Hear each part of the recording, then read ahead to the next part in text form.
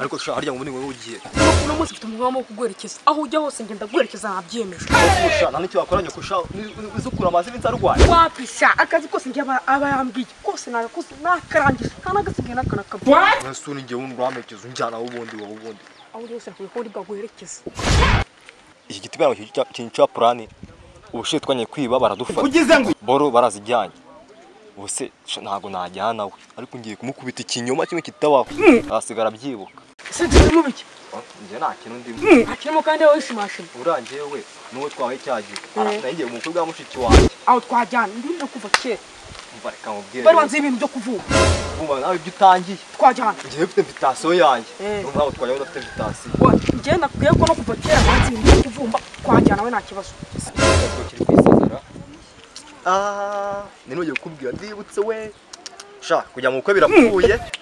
mama yambwiye ngo kumfasha gukura ibijumba ahubwo ngiye mu gishanga niba twajyana sinzi yesu we aho ni twajyana igende genda rwose ndakamati ukiza badutengushye wowe utuma badufata mu myaka 10 ugize ngo genda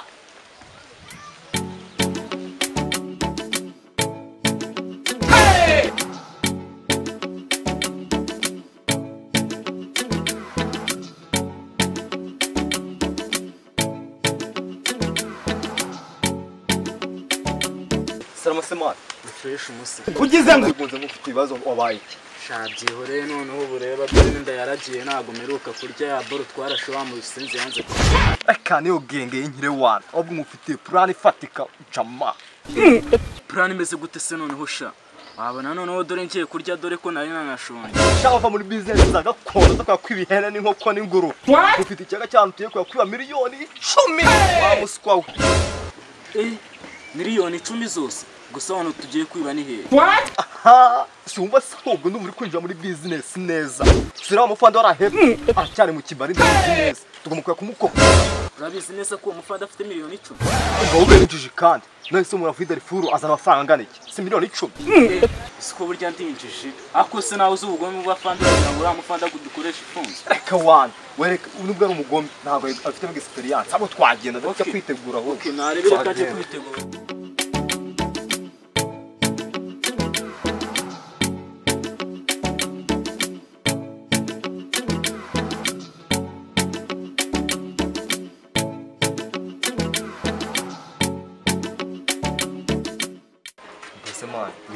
ntunagira boro ngewe nsimba sibyo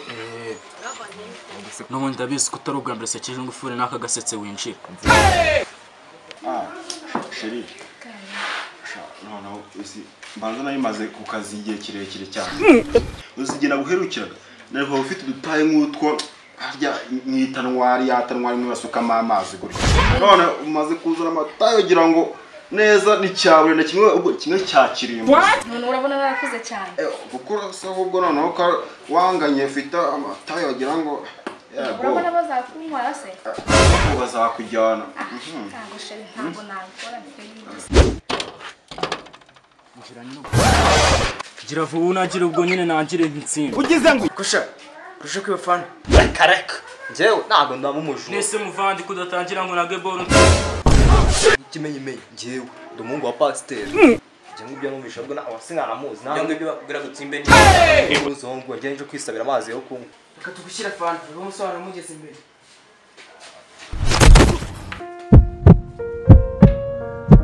gusa cyacyo ni icyaha afandi ini hado yaje kutwiba afandi ratanyere n'umwana mwiza cyo so icyo ufite mu kaboko ese nakantu mama yampaye ushaka wanamubaza ugize ngo